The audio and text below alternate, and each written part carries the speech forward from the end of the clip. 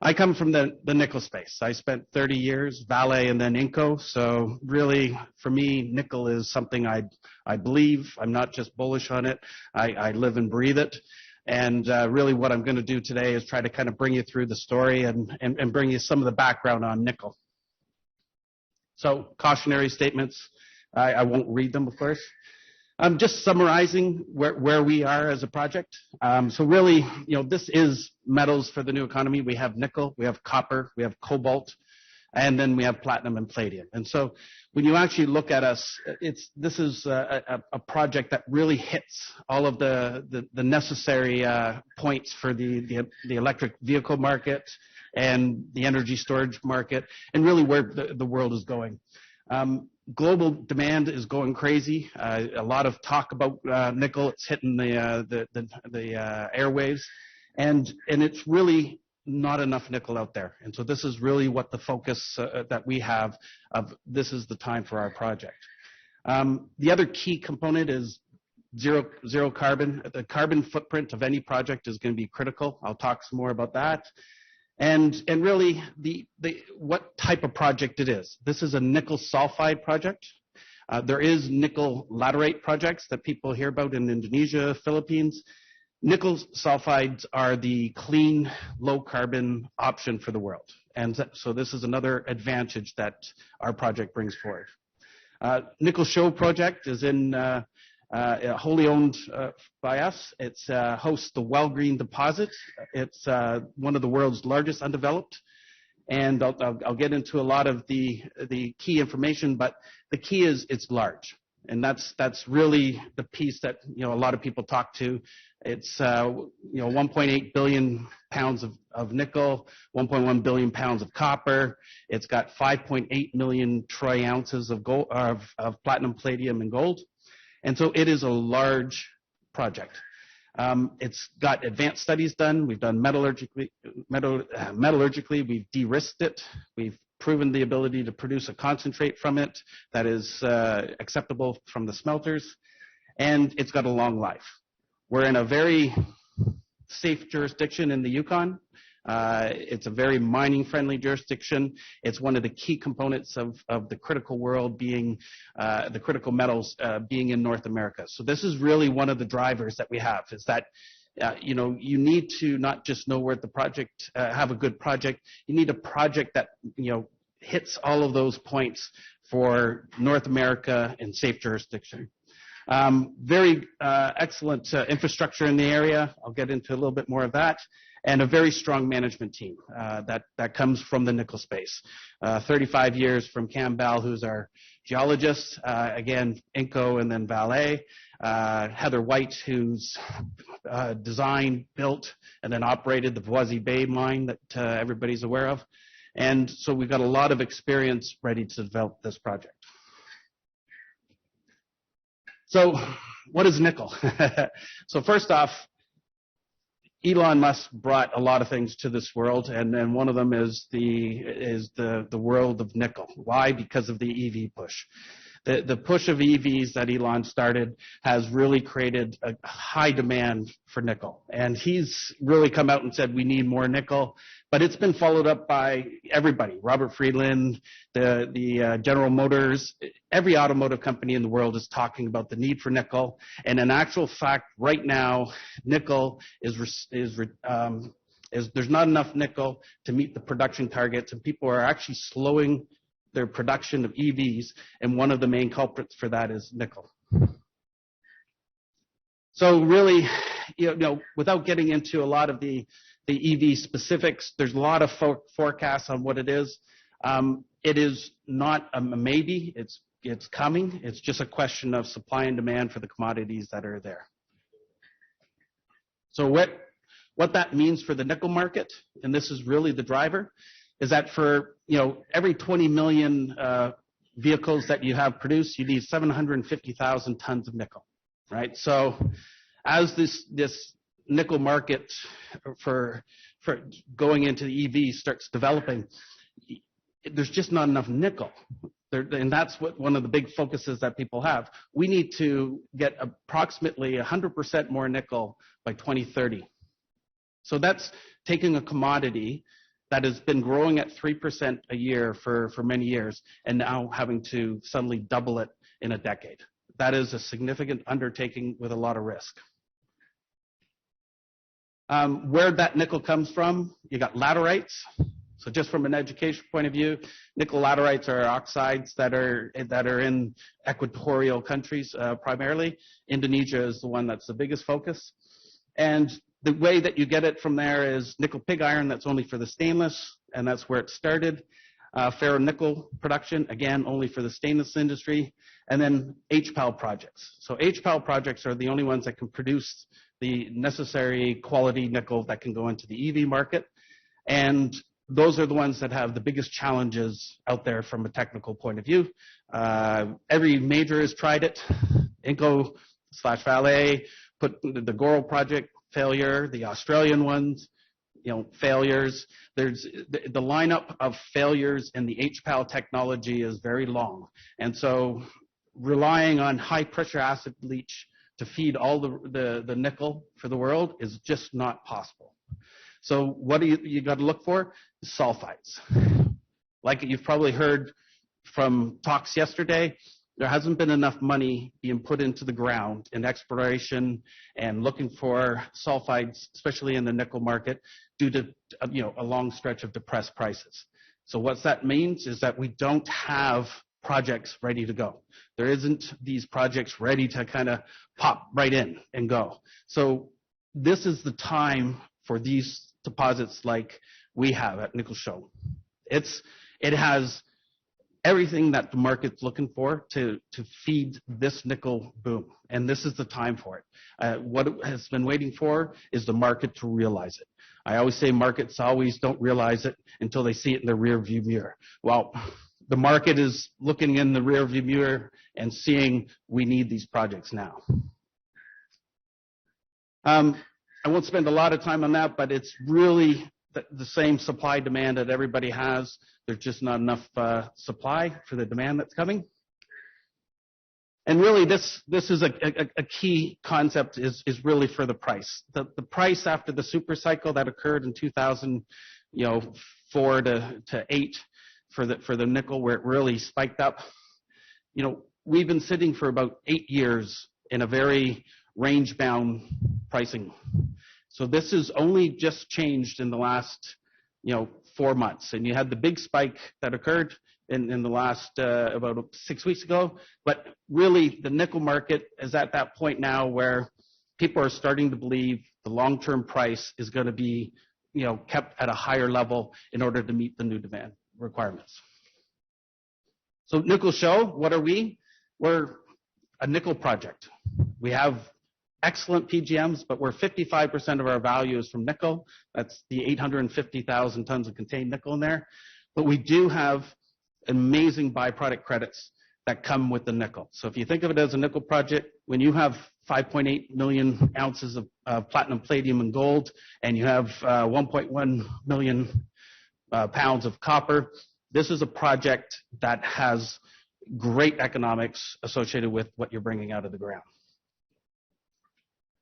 Where we are, I've talked about it. We're 3 hours from Whitehorse, the biggest city in the Yukon, where obviously you have all of the trades and stuff that are there to support. We are on a year-round the Alaska Highway. It's year-round paved. Takes us to Skagway or Haines, which are deep-sea ports. Skagway has existing concentrate facilities. So from an infrastructure point of view, we're not waiting to build a road. We don't have to get approval to do any of those large ticket items that do delay a lot of the projects. We're literally within 14 kilometers of the Alaska Highway, and in fact, the mill will be built within a couple kilometers.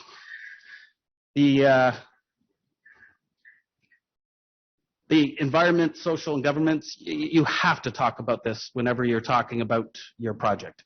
ESG has become, part and parcel with everybody. And for us, again, reducing our carbon footprint is a critical component of it. We do have, baseline environmental studies being done so that we can go right into permitting. So we're in a really good spot for being ready to permit. And the social license we have, the Kalani First Nation is a very strong relationship with us. We work together every summer on our programs. They are very supportive of the project, very supportive in the government with the project as well. Now, we talk about carbon, and so a lot of these projects have their tailings is actually got the ability to absorb carbon. And so that is very key for overall carbon footprint. So there's we call it carbon sequestration. We're doing our test work with the UBC lab, and that's really to kind of start to put some idea around just how much carbon are we going to be able to capture long term with this project, and how's that going to result, or what's that going to result in terms of our overall carbon footprint for our nickel. This is really critical to the downstream. EV companies are looking, or the automotive companies are looking for the lowest possible carbon nickel that they can get, because it's part of the EV image. And so this is where an advantage comes to this project specifically over some of the other type of sulfides. The other key little point that's really another key point, we have non-acid generating tailings. That makes it so that the permitting process is actually quicker when you don't have to worry about long-term acid impacts associated with your tailings. So really, this is not just about the well-grain deposit. We have a district-size deposit area, and it's 18 kilometers is the ultramafic on about 146 square kilometers. We do have extensive geophysics work done on it, and we've been doing some drilling on it, but there's just now are we really starting to do more of the drilling on areas outside of the well-grain deposit. This is just the measured and indicated, 323 million tons of measured and indicated, and 108 million tons of inferred. This is on the well-grain. So on well-grain, we're at that stage where we've done the metallurgical de-risking. We've got the project in terms of the drilling for the M&I at a level that's good for a PFS. So what we need to do now is get the PFS going. So we have announced doing a raising that we're in the midst of, and with that raising, we're going to do a program this summer that allows us to get all of the data required for a PFS. So that's going to be some approximately 30 million tons of inferred is going to go into our measured and indicated through this drill program, and we're going to end up with the geotechnical and hydro information required in order to actually produce a PFS. The intent for us is to have a document out early in the new year, and that document will highlight the significant advantage that our project can bring to the nickel space.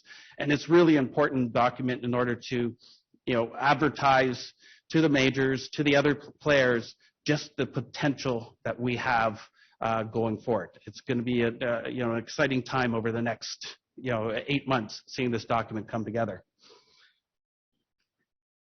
In terms of our area, what you're seeing with the green area here, let's see if I can point to it. Nope. There's the green circle area. That's our well-grade deposit. We did the purple is actually where we did all our geophysics time domain. What we found is we found areas of high potential. So this is kind of getting our exploration side.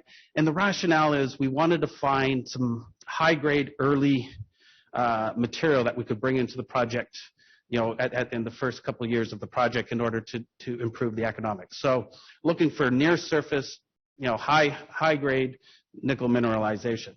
So Arch was our primary target in the summer, last summer, and this is just an example of the conductor that we had that we were very excited about. And I'll flip quickly just from a time perspective. We have 12 holes that we drilled, approximately 1,250 meters.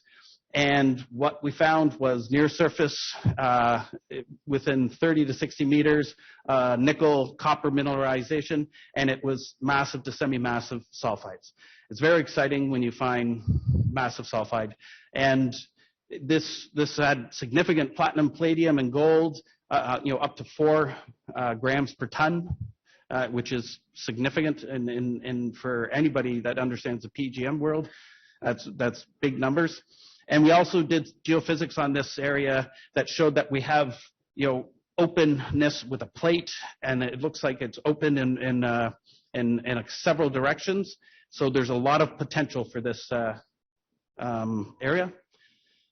This is a diagram of what we found. So you have 2 pads that we were able to go after, and you can see the grades anywhere from 2 to 4% nickel, and sort of that 1 to 1.5% copper with the PGMs. And really the intersections are, say, between 1 and 4 meters in terms of for the high grade. And looking at just the overall summary, the real key numbers are in the combined massive, semi-massive, and disseminated sulfides.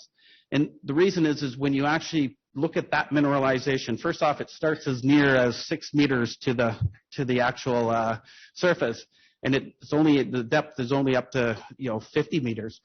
You've got really good grades over significant width. So you're looking at 20 meters, 23 meters of 0.8% nickel.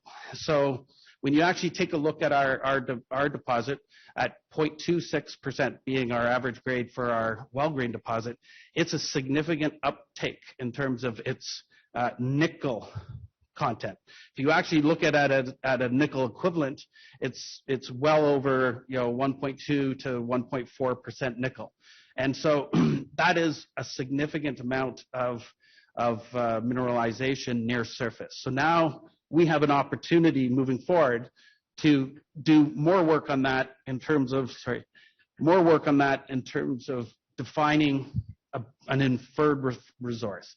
This resource won't be able to be put into a PFS yet. We want to get it to an inferred, get an idea on the size and how much potential we have, and then determine just when do we want to bring it into the overall financials for the project.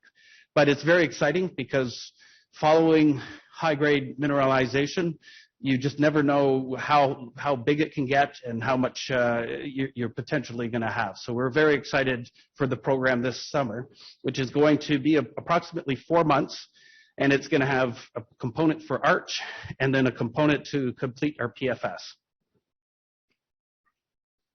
So, taking this to talking about peers, because it's really important for everybody to understand where we are relative to the others in the nickel industry. And we're just looking at the large open pits. So we're not comparing ourselves to high-grade undergrounds.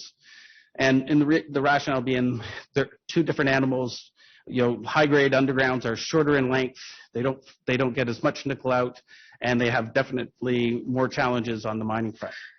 So just looking at where we are, if you look at it just for nickel equivalent, at our number at 0.5% approximately, we're in the top half of the overall competitors, and significantly more value per ton than some of the more well-known names in our space. And so people that have been getting a lot more press, and we've got a significantly more value to them.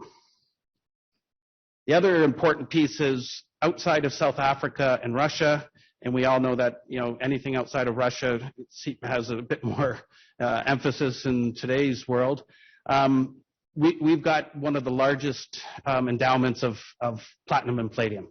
So it's something that really can improve not only our overall economics, but it is going to become a potential source for the platinum and palladium moving forward that are having some challenges getting new projects of a size that can move forward.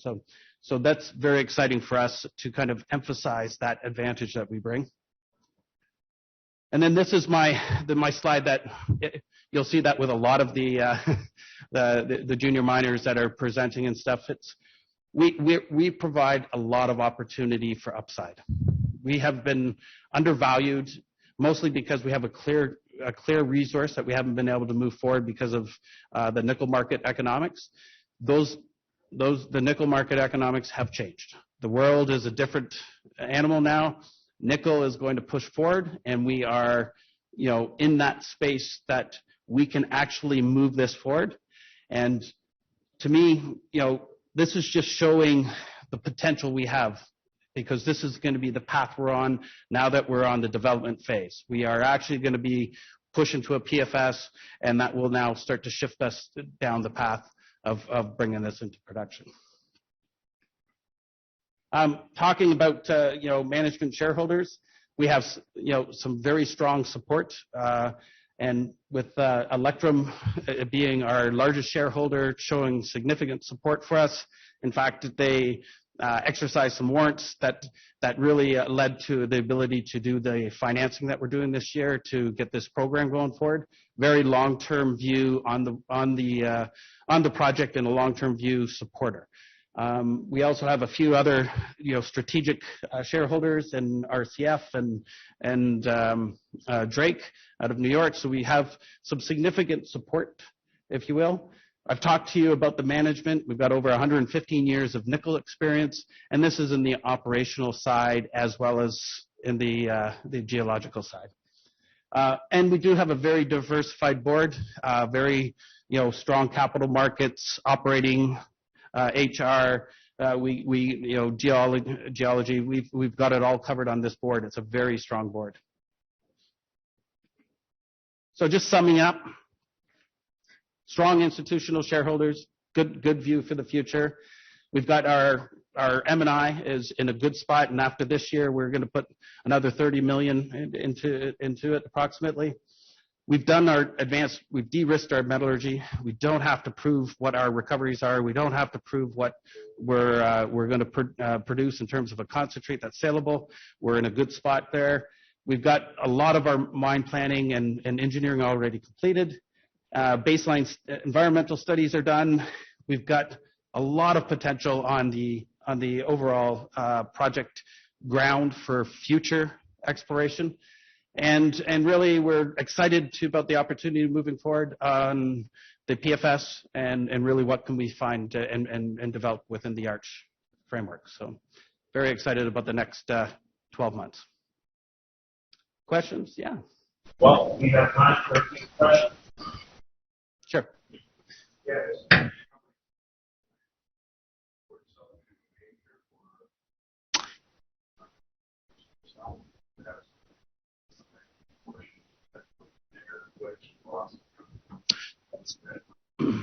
So my belief on any of these projects is that you shouldn't rely on yourself trying to sell to majors. It's not a good business approach.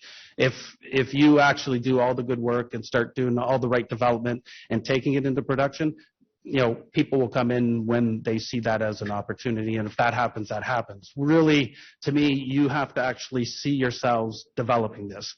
I'm not a geologist. So I'm not here to talk about geology and run a program. I'm from the business side. I ran our Canadian operations with 6 mines, smelter, refinery. I'm somebody that came into this to take it along the development because it's something I can do. And so, no, I'm not planning to sell to a major. I'm really seeing this as being a development phase and seeing if we can get this in operation in the next, let's say 6 years, 7 years is probably the realistic timeline nowadays, looking at getting all the permits and getting everything in place, but advancing that as quick as possible, just because the world needs the nickel.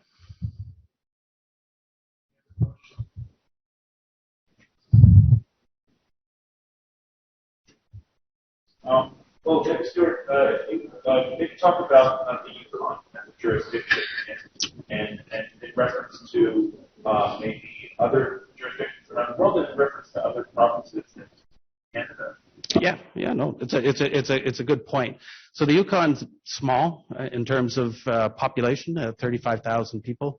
It does go up and down depending on the season. I think less in winter and more in summer. The key thing is that their driver is resources. They're very cooperative and eager to help promote. They actually work together to promote resources in the Yukon, and they're always looking for ways to support mining companies moving forward. So to me, the Yukon ticks all the boxes in terms of being that place where you actually feel you're wanted versus always fighting an uphill battle. And and that's actually going to be very key to bringing things in a reasonable time period into production. Well, Stuart, thank you very much. Okay, thank you.